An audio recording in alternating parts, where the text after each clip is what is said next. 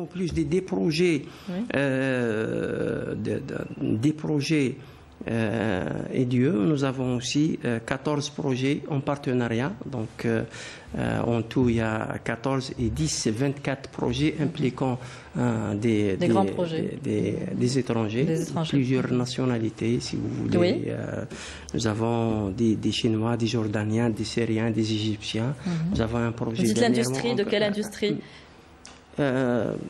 Agroalimentaire, pharmaceutique. Il y a le pharma, oui. Il y a le pharma. Bon, pour la chimie, l'industrie, la sidérurgie, le métallique, nous avons aussi l'agroalimentaire, nous avons aussi l'industrie du bois, liège, textile. Donc il y a plusieurs secteurs. Nous avons aussi plusieurs dossiers qui sont en phase d'examen. Donc, si on aura l'occasion, dans 4 jours, on va vous donner un autre chiffre. Donc, pour dire qu'il y a un intérêt quand même qui est porté. Exactement. Donc, il y a une adhésion aussi. Il y a une adhésion des opérateurs économiques. Il y a une confiance qui s'installe. Il y a une confiance qui s'installe dans le nouveau système.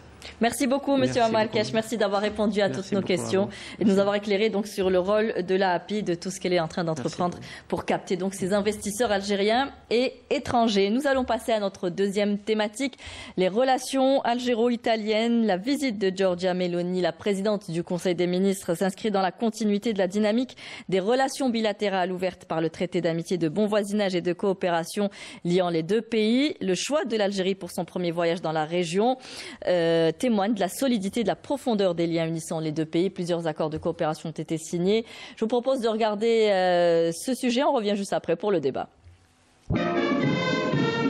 Le choix de l'Algérie comme première étape de la visite de Giorgia Meloni en Afrique du Nord n'est pas fortuit, de l'aveu même de la présidente du Conseil des ministres italien. Son déplacement de 2 jours à Alger intervient à l'occasion du 20e anniversaire du traité d'amitié, de bon voisinage et de coopération entre les deux pays et montre, si besoin est, l'importance de l'Algérie comme partenaire fiable et important sur le plan stratégique. D'ailleurs, sa visite a été fructueuse à plus d'un titre. Elle a été couronnée par la signature de 4 mémorandums d'entente et de coopération portant sur l'amélioration des réseaux de raccordement énergétique pour une transition énergétique durable, la coopération technologique pour la réduction du torchage de gaz et autres techniques de réduction des émissions, la coopération dans le domaine des activités spatiales à des fins pacifiques et la coopération entre le Conseil du renouveau économique algérien CREA et la Confédération économique et industrielle italienne. À cette occasion, le président de la République a salué le niveau et la qualité des relations bilatérales enregistrées notamment ces dernières années, d'autant que le niveau des échanges commerciaux entre l'Algérie et l'Italie est passé de 8 milliards de dollars en 2021 à 16 milliards de dollars.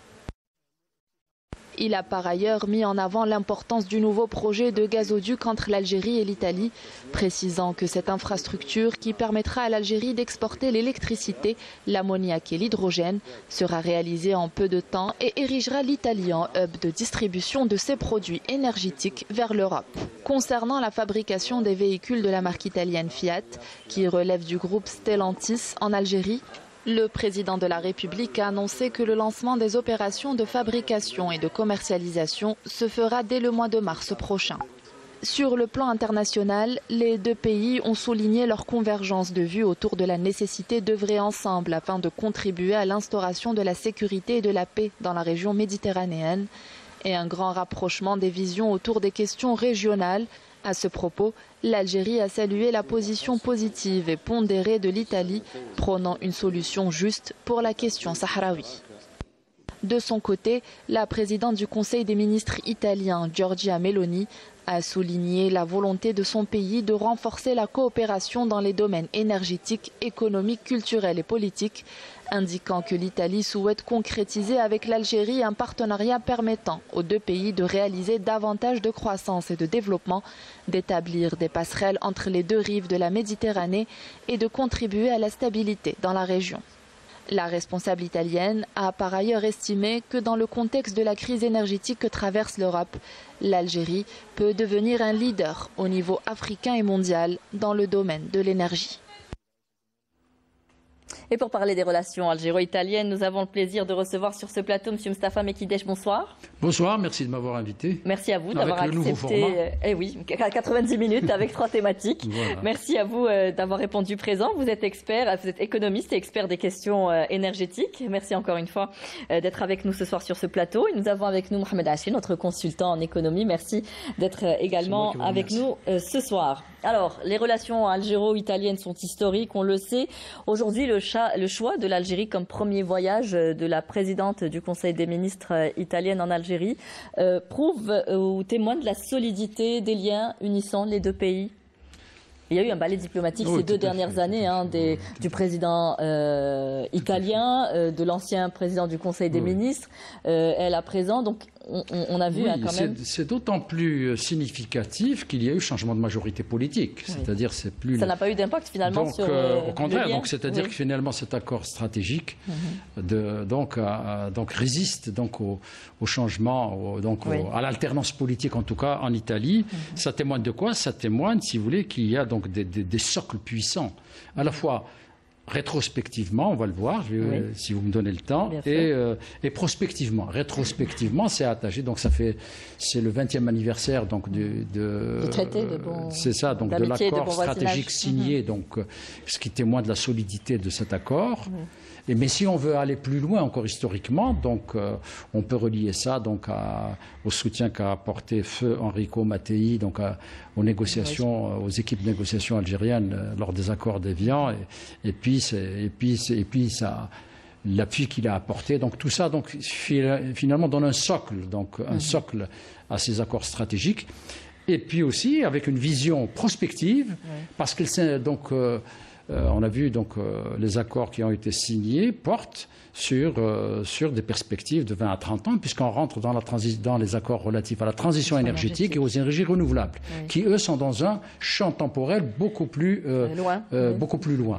Donc voilà ce que je voulais dire. Donc ce qui marque tout l'intérêt pour lequel donc la première ministre italienne donc a considéré que l'Algérie c'est l'axe, si vous voulez, une priorité à la fois dans le Maghreb mais aussi en Afrique. Alors finalement, l'axe Algérom, se renforce.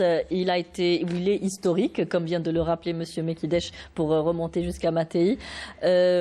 Aujourd'hui, ce choix de destination de l'Algérie, c'est un signal fort aussi. Oui, c'est un signal fort. Et puis l'Algérie, il bénéficie de son rôle pivot. Dans la région. Dans la région, la rive sud de la Méditerranée. Et l'Italie est l'un des partenaires importants de l'Algérie, un partenaire historique, comme vous l'avez bien souligné. Et c'est un partenaire aussi qui a besoin de l'Algérie, surtout dans un contexte géopolitique, de crise énergétique, et surtout de bouleversement. En termes des échanges économiques aussi, en termes même de déstabilisation des chaînes de valeur mondiales. Donc nous sommes, depuis maintenant une dizaine d'années déjà, nous sommes dans le nouveau concept de raccourcissement des chaînes de valeur, c'est-à-dire passage aux chaînes de valeur régionales. Cela veut dire que les pays, non seulement l'Italie, mais les pays de l'Union européenne notamment, veulent un peu cibler des marchés dans la rive sud de la Méditerranée. Et là, l'Algérie, elle a un rôle pivot, elle a un rôle stratégique. Elle a les cartes en main. Et là, les cartes en main, effectivement, c'est la porte de l'Afrique.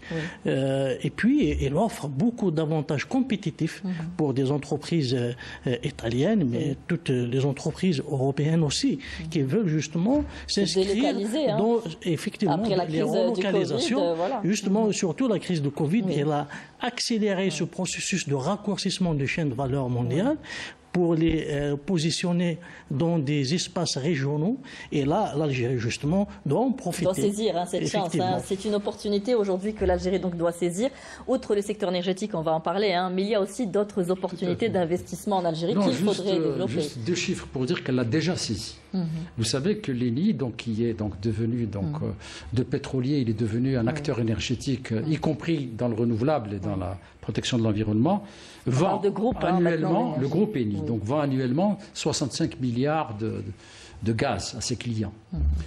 Et ces 24 milliards proviennent de l'Algérie, c'est-à-dire entre 40 à 45% donc de ces ventes proviennent donc du gaz qui provient de l'Algérie. Ça signifie que c'est une relation forte et qui est appelée d'ailleurs, le président de la République l'a rappelé en disant donc la volonté donc d'augmenter les niveaux d'exportation.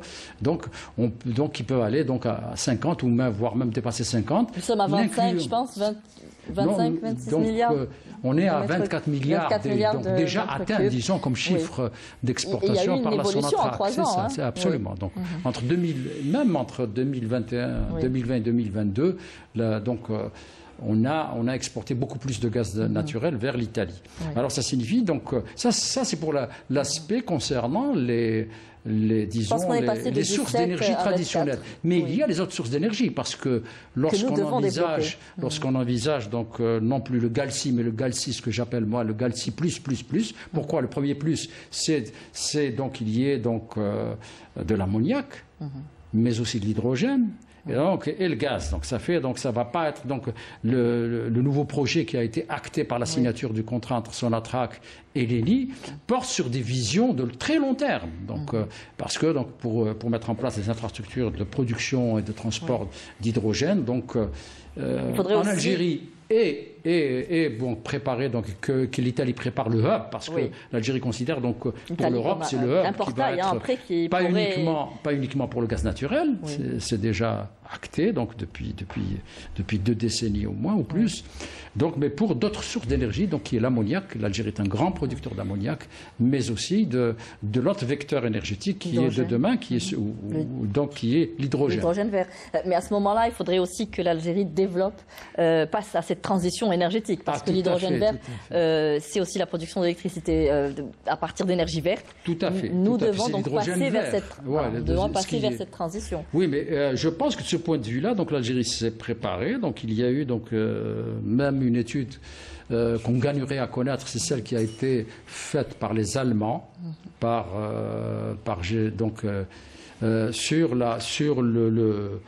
c'est une étude exploratoire, donc ils l'appellent en anglais Power to X, c'est-à-dire partir donc de l'énergie donc vers d'autres sources, et donc qui est une étude extrêmement intéressante qui a été faite par GIZ à la demande du secteur algérien des énergies renouvelables, mais aussi du secteur algérien de l'énergie et des mines. Et c'est une étude extrêmement intéressante de 110 pages où donc toutes les options donc sont ouvertes, et il y a donc à partir, si vous voulez, de cela, on peut considérer que l'Algérie met en place, si vous voulez, les éléments pour l'hydrogène vert dont vous avez parlé, qui est, je vous le rappelle, la production par électrolyse de l'eau, de l'hydrogène à partir de l'électricité photovoltaïque. Et qui serait à moindre coût, selon les spécialistes. Mais ceci dit, avec un bémol quand même, il faut que ce soit inséré dans un modèle économique qui soit gagnant-gagnant. C'est-à-dire qu'il ne faut pas qu'on soit on peut profiter de l'expérience ou développer davantage la coopération, notamment pour le transfert de savoir-faire, et tout ça, pour développer toute cette industrie. Oui, mais vous serez étonné du nombre d'études qui ont été réalisées par la communauté universitaire. Je lisais un travail qui a été fait par l'université de Ouargla sur ces questions-là. Donc déjà, si vous voulez, il y a une impulsion qui vient aussi de la communauté universitaire. Et ce n'est pas mon ami qui va me contredire. Oui. Alors le niveau des échanges commerciaux entre l'Algérie et l'Italie est passé de 8 milliards de dollars en 2021 à 16 milliards de dollars, ce qui se veut un indicateur de rapprochement, mais on pourrait développer davantage encore. Oui, d'autant plus que cette relation s'inscrit dans un cadre stratégique. Stratégique, même qui dit stratégique, dit de long terme. Parce qu'il faut rappeler une chose, que le gaz s'avère, je dirais, incontournable. Même la COP26 à considérer le gaz comme une ressource énergétique de transition d'ici au moins 2050. Donc cela veut dire que l'Algérie compte beaucoup pour l'Italie et pour l'Europe aussi en termes de gaz. Et il y a la géopolitique des gazoducs maintenant, et ces gazoducs justement en perspective vont jouer un rôle très important pour renforcer davantage cette relation et diversifier la relation. Ce qu'elle a besoin, l'Algérie actuellement, c'est la diversification de son économie. L'économie italienne est une économie très diversifiée. C'est une économie à très fort potentiel d'exportation. C'est 200 000 entreprises exportatrices. 200 000. Et c'est 480 milliards d'euros d'exportation en 2020. Et avec 63 milliards d'euros de solde positif de sa balance de paiement. D'ailleurs, on dit que c'est parmi les pays européens qui a eu plus de résilience, on va dire, durant la crise de Covid, parce qu'elle s'est appuyée... Il n'a pas été aidé suffisamment par l'Union européenne, d'ailleurs. C'est l'un des points qui est de désaccord, de friction en tout cas au sein de l'Union européenne. Mais ce que je veux dire, c'est qu'effectivement, l'Italie, sur d'autres secteurs, a basculé dans le développement à partir d'une partie de son économie qui était informelle. Et de ce point de vue-là, je pense qu'il peut y avoir beaucoup d'expertise en la matière qui peut être utilisée par l'Algérie pour pouvoir... Donc déjà, on le prend en exemple et on doit s'en inspirer justement parce qu'il y a aussi un tissu de PME qui est important et qui pourrait s'adapter à notre économie. Justement, nous avons besoin de cette expérience. Et d'ailleurs, il y a même des pays européens qui se sont inspirés de cette expérience de district industriel, de cluster, ce qu'on appelle l'organisation territorialisée de la production, ou bien les systèmes productifs territorialisés. C'est-à-dire c'est spécialisé selon les régions, très bien, effectivement. Il y a une forte spécialisation et concentration territoriale des activités industrielles, des activités agricoles, transformation agricole, l'agroalimentaire, surtout dans le textile, même dans les technologies. Et justement, l'expérience italienne en la matière était défiante parce que, avec un paradigme à un certain moment qui est beaucoup plus basé sur la grande entreprise, c'est-à-dire ce qu'on appelle la production de masse basée sur la grande entreprise, c'est vrai que c'est un modèle très important, mais l'Italie s'est basée beaucoup plus sur la PME, PMI, mais avec un système d'organisation territorialisé et la création d'un réseau d'entreprises qui crée elle-même une valeur localisée. C'est-à-dire, il y a des chaînes de valeur mondiales et des chaînes de valeur locales. Et c'est ces chaînes de valeur au niveau local et au niveau territorial qui font porter toutes ces petites entreprises et toutes ces moyennes aussi.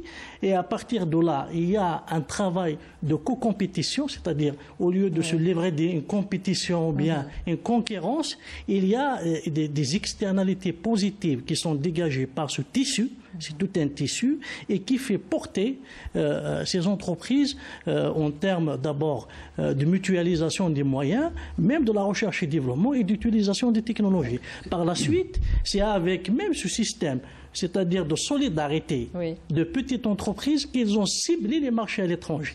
C'est de cela que nous devons tirer profit. Ce que tu dis est très important parce que justement l'Italie était en retard sur le plan industriel et c'est ce type d'intégration qu'elle a pu réussir entre l'Allemagne et l'Italie par exemple, où les grands groupes industriels allemands, que ce soit dans les industries mécaniques, que ce soit dans même les industries militaires, ont délocalisé en Italie donc des parties de production et puis ensuite donc les Italiens ont pu développer leur propre know-how à partir de cette délocalisation qui a été extrêmement positive.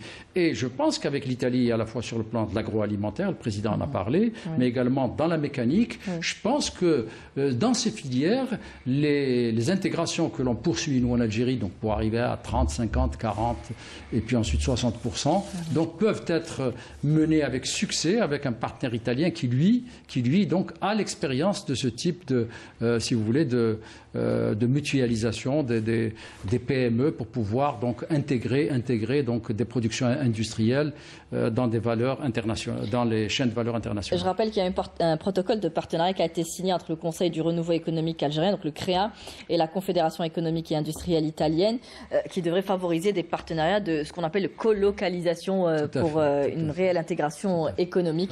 Et il y a les secteurs comme l'agriculture, l'agroalimentaire, les énergies renouvelables, l'industrie pharmaceutique et le tourisme. C'est aussi, ça confirme un peu le grand intérêt donné au renforcement de la coopération économique. Il y a eu des délégations de part et d'autre qui sont venues. Il y en a une en ce moment encore en Italie. Ça marque un peu un tournant vers un nouveau modèle de coopération plus renforcé, qui va plus loin et pas uniquement basé sur le secteur énergétique. Et d'ailleurs, la Première ministre parle, si vous voulez, de l'approche Mattei, c'est-à-dire que donc elle rejoint, donc si vous voulez, ce qui est quand même assez curieux, mais ça témoigne, si vous voulez, de l'esprit italien.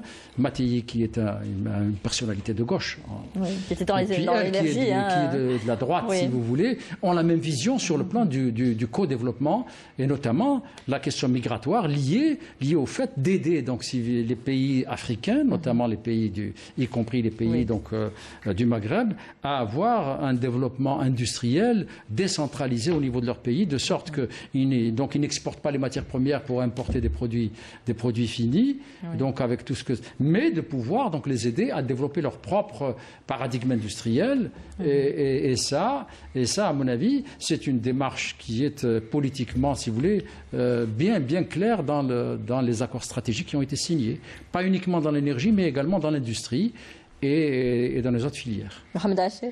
Effectivement, donc on a beaucoup c'est-à-dire de secteurs susceptibles d'être développés en jointe venture, c'est-à-dire en société mixte avec des entreprises italiennes.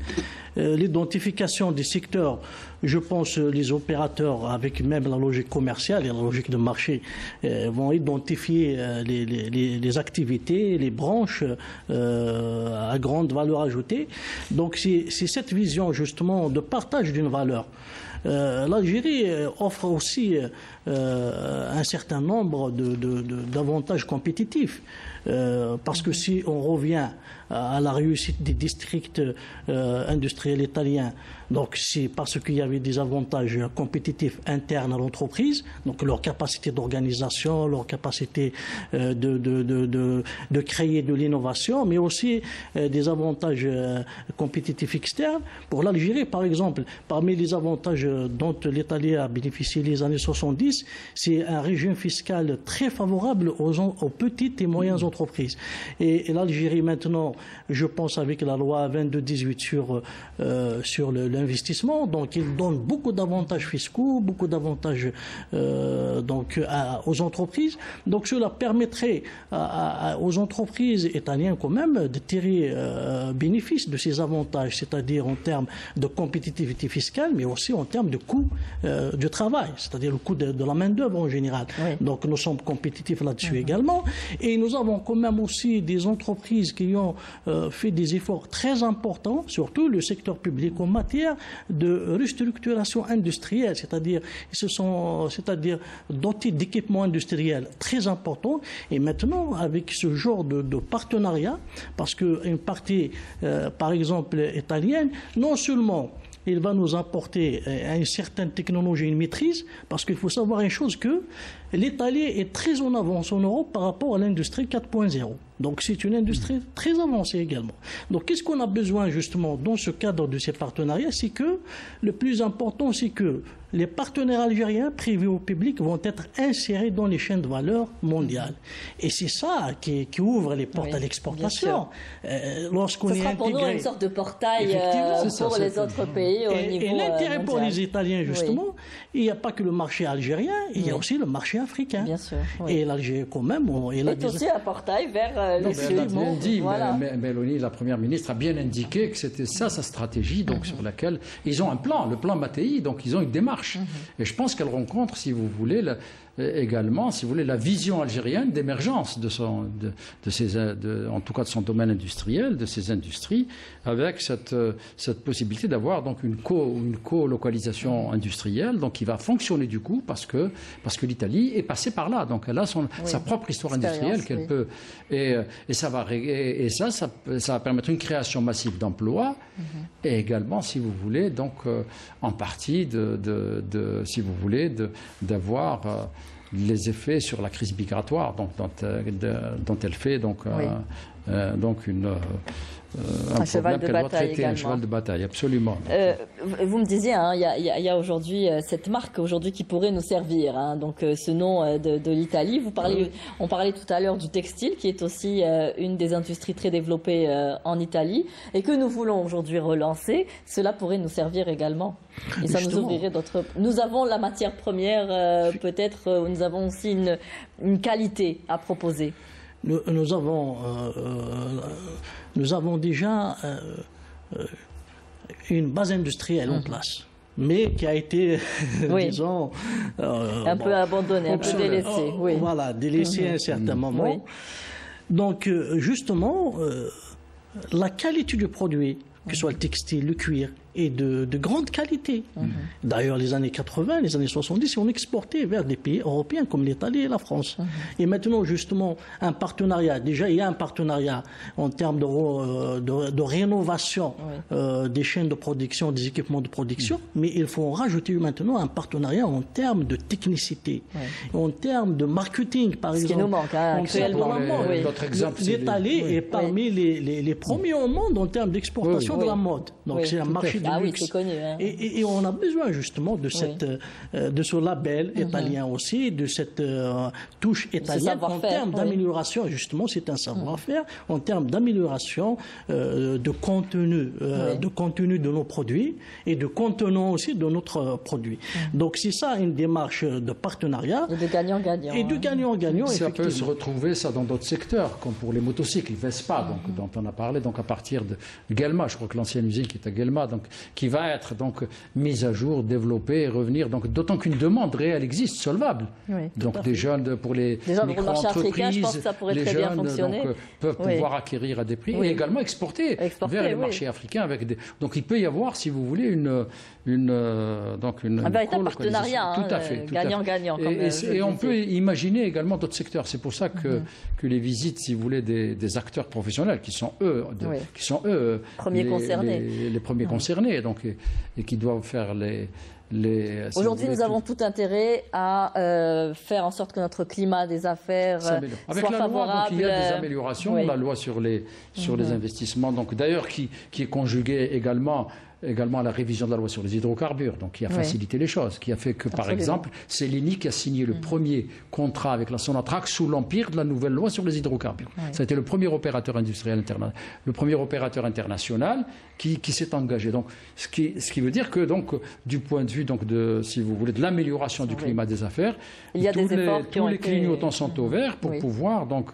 avoir donc un push industriel en provenance de, si vous voulez, de cet accord de coopération entre l'Italie et l'Algérie. Vous me relancez un peu sur l'ENI, c'est aujourd'hui le plus important partenaire de Sonatrach dans les activités pétrolières en amont. Il serait bon aussi qu'elle s'engage dans les activités en aval comme la pétrochimie. Ah, tout à fait, tout à fait. Moi, je crois que ça, c'est important. D'ailleurs, c'est les Italiens qui ont construit la plus grande. Et j'étais à l'époque donc directeur de la zone industrielle de Schikda. Donc c'est Stamprochetti qui a construit la plus grande raffinerie, donc de 15 millions de tonnes, qui était orientée vers la pétrochimie. Donc, et ça, du point de vue de la pétrochimie, d'autant que dans le portefeuille, si vous voulez, de l'ENI maintenant, la pétrochimie figure. C'est-à-dire, il peut y avoir, si vous voulez, l'ensemble des ateliers pétrochimiques qui étaient déjà prévus dans les années 80-90 à être mis en place à Schikda, que ce dossier donc soit dépoussiéré pour pouvoir, donc, et avec les Italiens, donc, qui ont une grande expérience dans la diversification, parce que c'est disons, de la petite et moyenne industrie, dans le cas des ateliers, si vous voulez, en aval des grands produits pétrochimiques. Et là, je pense aussi qu'il y a un vaste secteur de coopération qui s'ouvre et qu'il faut, parce que déjà, donc on exporte le pétrole brut et le gaz pour importer des produits qui ont été, qui utilisent, si vous voulez, comme input ces produits-là. Je pense par exemple au linéaire alkyl benzène pour pouvoir, ou d'autres produits comme le polypropylène. Donc là, c'est pris en charge pour les grands produits, mais pour les produits donc qui viennent en aval de la pétrochimie, pour la plasturgie, absolument, c'est un secteur, je pense que Sonatrach y pense. Même s'il ne figure pas explicitement dans les accords qui viennent d'être signés, je pense que c'est une des pistes. Vous parlez aussi des machines, les équipements industriels dans lesquels évolue aussi l'Italie, qui pourrait, ce que nous importons également, qui pourrait nous servir comme axe à développer pour un partenariat avec l'Italie. Tout à fait. Laisser les secteurs un peu qui pourraient un peu s'adapter ou fonctionner ici chez nous. Justement, l'Italie est un pays quand même grand exportateur d'équipements industriels et de technologies. Et là, justement, nous avons besoin, pour être compétitifs à l'échelle internationale, nous avons besoin des équipements aussi de 4.0, des nouveaux aussi, enfin des modes de management aussi. Et même dans la technologie, les start-up innovantes, etc. Donc, tout ce cadre-là est bénéfique pour les deux parties. Mais donc, parce que lorsqu'on parle de la PME, PMI, donc c'est la petite industrie, petite échelle, donc il n'a pas, c'est-à-dire la capacité d'investissement en actifs industriels, en technologie, en laboratoire, en recherche et développement.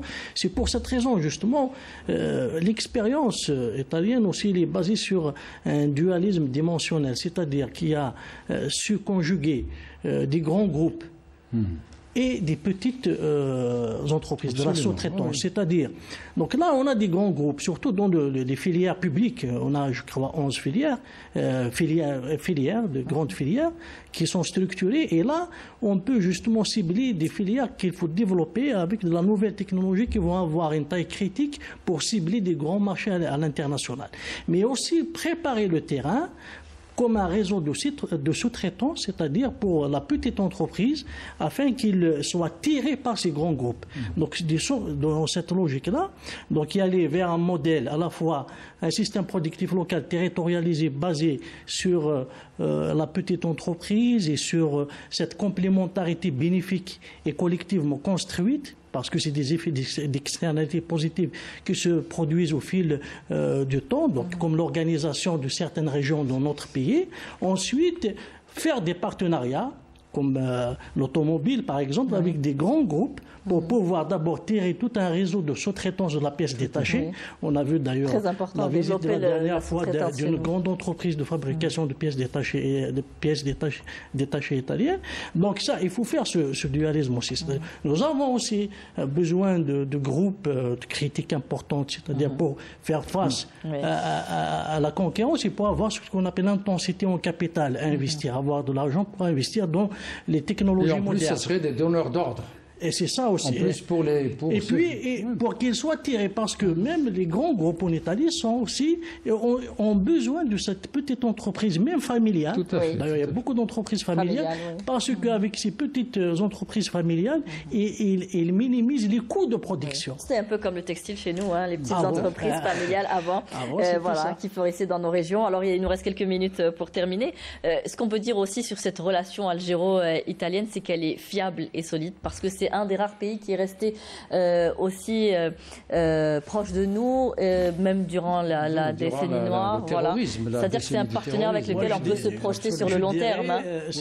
C'est un voisinage tranquille et productif. Monsieur Mekidesh. Oui, tout à fait. Moi, je pense qu'effectivement, donc ça remonte à la guerre de libération, donc où les appuis de l'Italie, donc ça servait aussi de base arrière. Rome servait de base arrière à notre diplomatie, donc les aides qu'a apportées donc Enrico Mattei sont connues et c'était extrêmement important pour nos négociateurs à Évian. Donc je l'ai rappelé. Mais aussi, ça a continué pendant la décennie du terrorisme de 90, c'était l'un des rares pays qui restait ouvert donc à nos avions, qui restaient donc ouverts et ça on ne l'oublie pas. Et puis dans les perspectives, on voit que pour cette raison, donc l'ENI s'est engagé de façon importante. Il faut quand même rappeler que l'ENI a racheté les actifs de BP, que ce soit donc à Ain Amenas ou à Ain Salah. Donc elle est engagée à Berkine, c'est-à-dire elle est au cœur de notre système énergétique et elle a investi. Donc je rappelais qu'elle avait signé donc le premier contrat avec Sonatrach sous l'empire de la nouvelle loi. Et les perspectives sont encore grandes dans les énergies renouvelables et dans l'électricité.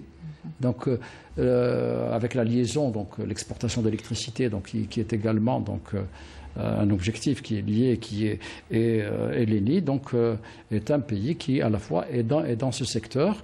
Sonatrach maintenant, apparemment, donc c'est elle qui a pris la suite de Sonelgaz dans cette liaison électrique vers la Sardaigne. Et ça, donc, ça va se faire simultanément avec donc, les gazoducs dont on parle, pas uniquement de gaz, mais aussi d'ammoniac. Donc, à nous aujourd'hui de définir... Et d'hydrogène vert. Oui, alors pour finir, c'est à nous aujourd'hui de définir nos priorités dans lesquelles nous voulons voir notre industrie fleurir. C'est à nous de saisir nos chances. Je crois que c'est fait. Je crois que c'est fait. Donc les réflexions sont bien engagées donc avec nos partenaires parce qu'il y a une vision à long terme. Donc l'Algérie, je pense que cette vision maintenant, elle devient de plus en plus claire. Il va falloir peut-être aller dans le détail pour régler d'autres problèmes, notamment l'informel et d'autres aspects qui restent. Et le système bancaire, donc ça reste c'est en cours, je pense, avec les lois problématiques à prendre en charge dans les réformes qui viendront probablement. Oui, M. Mohamed Achid. Je pense on a besoin d'une diversification. Oui. Donc, quand même, les entreprises... On dit tout le temps, c'est maintenant ou jamais. Aujourd'hui, il y a un contexte aussi international. C'est un momentum qu'il faut bien saisir. Il y a un contexte international qui nous pousse à agir maintenant. Il y a l'énergie trop chère actuellement en Europe. Par exemple, on offre quand même un prix d'énergie très très compétitif parmi les premiers au monde en termes c'est-à-dire de prix compétitif d'énergie. Et on a la proximité, le temps économique entre les deux distances. Donc c'est vraiment un avantage aussi, la proximité. On est la rive sud de la Méditerranée, donc un partenariat avec la rive nord de la Méditerranée est bénéfique aussi pour les deux rives, donc pour l'Algérie. Donc je pense que nous avons beaucoup de secteurs qui nécessitent quand même, comme le secteur pharmaceutique, on a besoin quand même d'investissements importants dans le secteur pharmaceutique parce qu'il s'agit de la sécurité sanitaire. Pour l'agroalimentaire, la transformation agroalimentaire également, nous avons besoin de ça. Le textile, nous avons besoin de relancer notre secteur textile et les industries mécaniques et électroniques. Donc, on a tout, c'est-à-dire à gagner si on capte des investissements à forte valeur ajoutée. C'est tout l'enjeu. On ne doit pas revenir aux années 70, les termes des échanges, c'est-à-dire on exporte de la matière première moins chère et on importe des produits finis trop chers. Donc maintenant, il faut y aller vers cette diversification, sauf la vision, parce qu'un État national qui va développer une économie territorialisée. C'est ça la vision. On a des exemples. On en parlait tout à l'heure avec le directeur général de l'API. Qu'il faudrait consolider et même moderniser. Blida, par exemple, Bijaya, en termes agroalimentaires. Donc, c'est des modèles qu'il faut généraliser. C'est des Abdallah. Pourquoi pas un district technologique qu'il faut développer avec des grands groupes. Voilà des visions qu'il faudrait. Moi, je voulais juste, le dernier mot pour juste terminer sur un point factuel mais très important, c'est la déclaration de Borrell qui est le vice-président de la Commission européenne, qui dit que on ne va plus investir dans le gaz parce que en 2030 on n'en aura pas besoin. Je crois que les Italiens ont compris que c'est pas vrai. C'est pas vrai. Donc le gaz sera là présent si on en croit. Ce qu'on dit aussi pour les hydrocarbures. L'Agence internationale de l'énergie jusqu'à 2050 et que ça sera y compris. Et le gaz est une énergie de transition. Et je pense que les Italiens l'ont bien compris. Et les Algériens aussi. Je pense que M. Borrell devrait peut-être atténuer un peu son jugement. Merci messieurs d'avoir participé à notre émission. Merci de nous avoir éclairé sur ces relations algéro-italiennes historiques et qui se consolident. Merci.